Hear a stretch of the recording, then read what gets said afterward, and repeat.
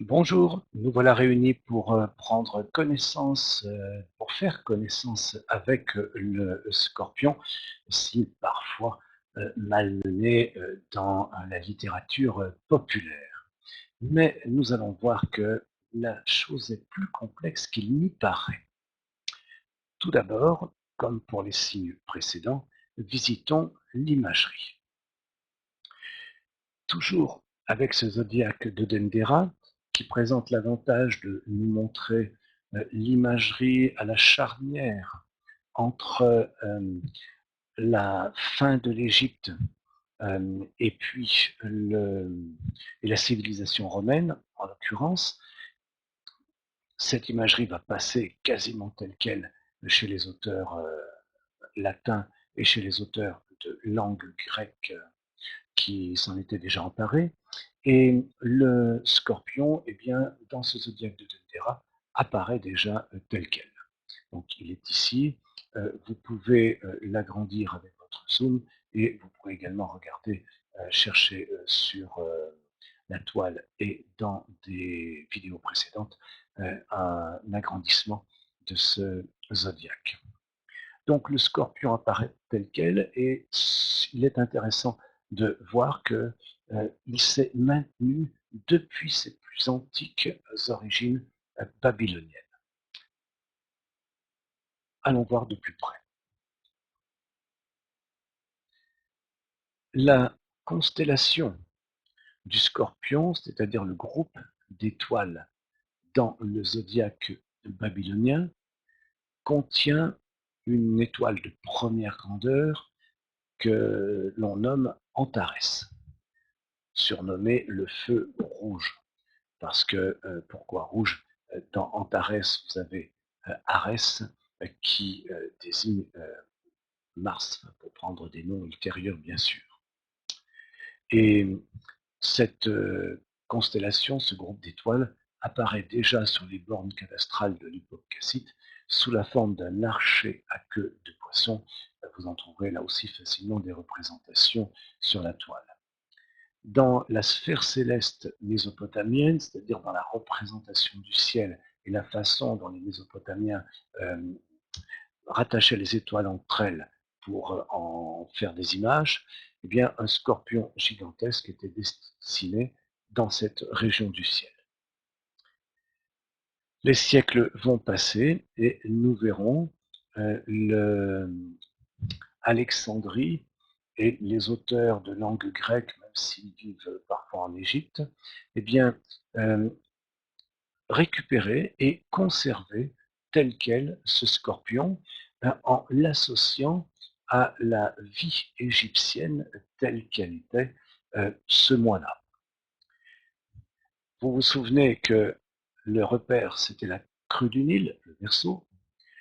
Nous avons vu que peu à peu les eaux se sont retirées au point qu'il a été possible de faire sortir les moutons dans leurs enclos, d'ensemencer la terre avec le taureau, et puis le temps a encore passé, la végétation a pu croître, nous avons vu moissons et vendanges avec la Vierge, et nous sommes encore après, mais avant, bien sûr, la nouvelle crue du Nil. Et lorsque la pleine lune se promenait, enfin, se produisait dans le signe du Scorpion, eh bien, c'était un mois au cours duquel des vents pestilentiels ravageaient l'Égypte, des vents venus du Sahara, Ramsin. En même temps, c'était des tempêtes de sable chaud, c'était des hordes d'insectes qui infestaient les terres. Et il semble que le scorpion en tant que tel ait continué, ait été recyclé pour représenter ce mois. Ça semblait adapté. En revanche, le hiéroglyphe du scorpion n'a rien d'un scorpion. Les vents, les ouragans, les tempêtes étaient représentés par un petit serpent ou des petits serpents ou une multitude de petits serpents. Voilà le hiéroglyphe qui, en écriture démotique, donc cursive, populaire, rapide, euh, est devenu ce sigle, mais qui, pour les astrologues, est devenu celui-ci. Donc, quand on a compris l'origine du signe, et c'est en ce sens que l'histoire est extrêmement instructive, eh bien, on voit très très bien ce qu'il en est. Donc là encore, on ne spécule pas sur le fait que le scorpion a une flèche qui part vers le dehors, la Vierge une flèche qui rentre dans le dedans. Euh, non, non, non. On a des épis de blé coupés par une faucille d'un côté, nous avons un serpent de l'autre. Et puis, on n'invente pas comme ce fut fait il y a quelques décennies, en se disant, il y a dans le ciel le signe du scorpion, mais il devrait y avoir le serpent de terre, le porteur de serpent. C'est méconnaître totalement que ce signe-là était à la fois l'image d'un scorpion et à la fois avait pour hiéroglyphe représentatif le serpent. Donc, il englobait les deux symboliques simultanément. Voilà donc la clé du scorpion, tout au moins pour ce qui est de sa représentation. Rentrons plus avant dans le signe lui-même avec ses catégories.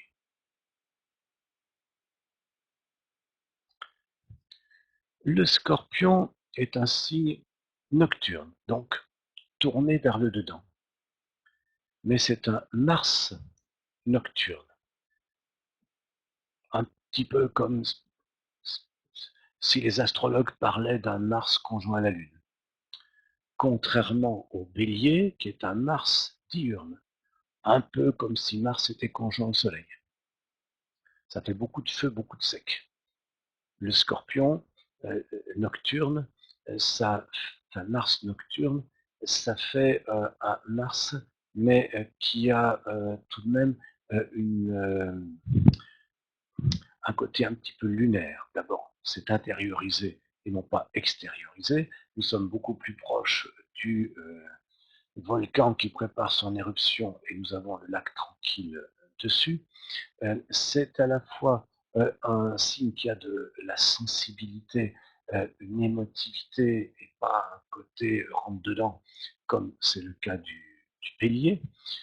Mais la différence entre bélier et scorpion, c'est que le scorpion est un signe fixe, c'est-à-dire que j'ai horreur qu'on me mette la pression, mais j'avance.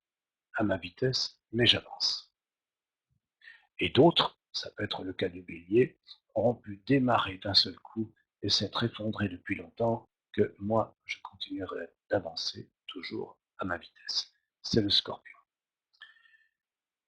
Donc, il a à la fois ce côté froid, mais qui lui donne également une consistance, une densité. Si on s'appuie dessus, ça ne se liquéfie pas. Et il a à la fois le côté humide, c'est-à-dire une certaine souplesse, une certaine flexibilité, dans la mesure où on ne cherche pas à interférer ou à entraver sa route. C'est bien que vous allez avoir deux portraits qui seront faits des gens très marqués par le scorpion, par ceux qui les entourent. Un portrait très négatif, on n'arrive pas à le percer, on n'arrive pas à comprendre comment il fonctionne. Il a un côté secret, et puis il a un côté têtu. Et puis, vous allez avoir le portrait positif. Ah, c'est pas du tout le cas, c'est quelqu'un qui a d'humour, c'est quelqu'un qui est tout à fait sociable. Au contraire, j'ai de bons amis très marqués par le scorpion et on rigole bien ensemble et on se demande si on parle des mêmes choses. En réalité, dans le premier cas, on a cherché à interférer, c'est-à-dire j'ai été le chef de service qui a voulu le modeler à ma façon, ou bien j'ai été le conjoint qui a cherché à, à faire de l'autre un petit peu ce qu'il voulait, ou bien j'ai été le mouvement politique ou syndical ou religieux qui a essayé de le faire rentrer dans les cases, et là, ça s'est effectivement mal passé, et là, il a effectivement sorti ou ses pinces ou ses griffes comme il voulait.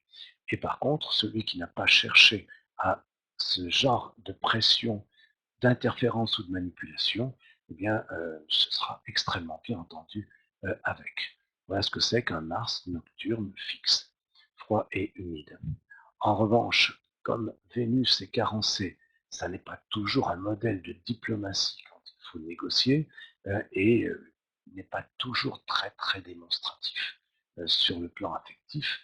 Et la Lune étant en chute, il peut avoir parfois peut donner parfois une impression justement de froideur qui peut être excessive si on ne comprend pas, ça c'est un point commun avec le Capricorne, qu'il s'agit plutôt d'un côté pince sans rire, avec une forme de gravité au premier abord, mais qui intérieurement a du recul vis-à-vis de lui-même.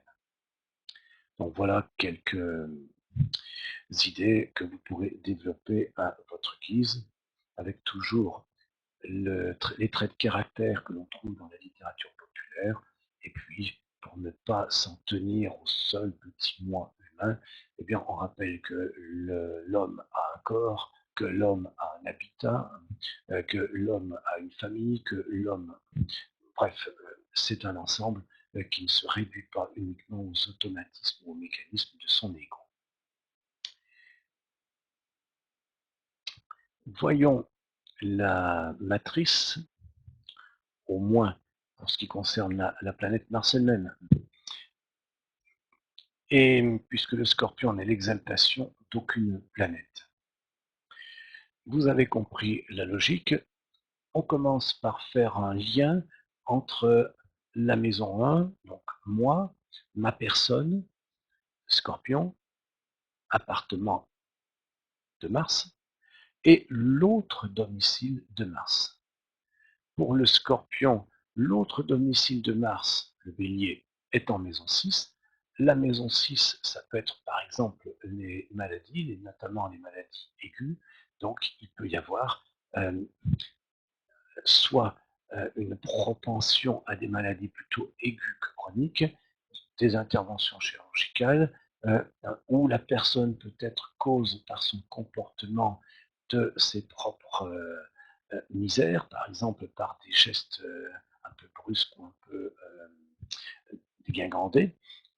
Et en même temps, Mars, il est en chute en maison 9, puisque si j'ai le Scorpion dans la case numéro 1, j'aurai le Cancer dans la case numéro 9. Et ça montre donc une faiblesse, entre guillemets, dans ce domaine-là. Et donc, du coup, un personnage qui a toujours des vues un peu atypiques, un peu hétérodoxes, pour quelque forme d'idéologie que ce soit. Et il est très difficile de l'enfermer dans une case. Et ça peut également donner une allergie aux institutions. Elles peuvent être religieuses, elles peuvent être politiques, elles peuvent être syndicales, et en même temps un côté, enfin, une insatisfaction relativement permanente. Disons enfin que Mars est ennemi de Saturne, et Saturne correspond à la case numéro 4, les parents en général, que le Scorpion, c'est le lieu de chute de la Lune, qui est significatrice de la mère, Saturne étant un des significateurs du père, ça ne facilite généralement pas les relations avec les parents. Voilà donc quelques indications ici qui montrent à la fois le côté un petit peu hors norme, le côté un peu électron libre au niveau de la façon de penser, et à la fois donc une difficulté à faire semblant ou à se couler dans un moule fabriqué par d'autres. Visitons un aphorisme.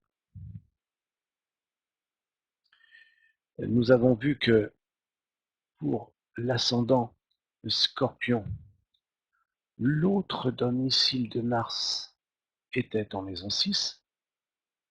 Nous en avons fait quelques déductions quand je parlais de propension aux maladies aiguës, parce que c'est la 6, parce que c'est Mars, aux interventions, parce que c'est Mars, aux petits accidents, parce que c'est Mars et la 6. Voilà ce qu'en dit Ranzo en pensant le relevé dans Ptolémée dans un des manuscrits qui lui sont parvenus entre les mains. Le natif sera de la nature du Scorpion, ça va de soi, et cause de son infirmité, car le Bélier, domicile de Mars, sera alors en 6. Et bien sûr, si le Mars est très mal placé dans la carte du ciel, ça accentue ce que nous avons dit, ces risques. Et en revanche, si Mars est en bon état, bien disposé, au contraire, ça donne plutôt de la réussite dans les attributs de la maison 6, que ce soit bonne santé, que ce soit le rapport avec les employés ou tout autre attribut de cette maison. Nous avons vu que comme la chute de Mars était en maison 9, le Cancer, ça donnait des vues un peu hétérodoxes. Alors voilà, dans un texte du XIIe siècle, comment la chose peut être exprimée. Alors bon, il doit y avoir des ennemis qui sont du Scorpion, notre Guido Bonatti. Le nez est avare, misérable et détesté, d'accord, ça c'est Mars. Mais il n'aura aucune réussite en l'Église romaine, car le Cancer, exaltation de Jupiter, se trouvera en 9, c'est-à-dire que l'exaltation de Jupiter qu'est le Cancer est en maison 9, et Jupiter est ennemi de Mars qui est maître de l'ascendant. Il est en train de dire la chose suivante: puisque la maison 9 c'est la religion, et que la religion à l'époque c'est l'Église catholique romaine, point à la ligne, et qu'elle détient à la fois le pouvoir spirituel bien sûr, mais dans les États pontificaux contre lesquels Guido Bonatti a lutté aux côtés de ses patrons, notamment le comte de Montefeltro, et donc il est en guerre avec les armées du pape, eh bien, il explique que le fait que que la chute de Mars soit en maison 9, ça donne des problèmes avec l'Église catholique romaine. Traduisez en langage du XXIe siècle, ça donne des problèmes avec l'idéologie dominante à l'endroit où on se trouve. Voilà donc notre visite avec le Scorpion, qui est toujours un signe un peu étrange dans la mesure où il y a à la fois cet aspect sociable que j'indiquais, mais à la fois ce côté intérieurement un peu tourmenté, euh, ou un petit peu dur parfois, que les autres ressentent quand ils les connaissent. Je vous donne rendez-vous pour notre prochaine vidéo qui sera consacrée au signe du Sagittaire. Au revoir.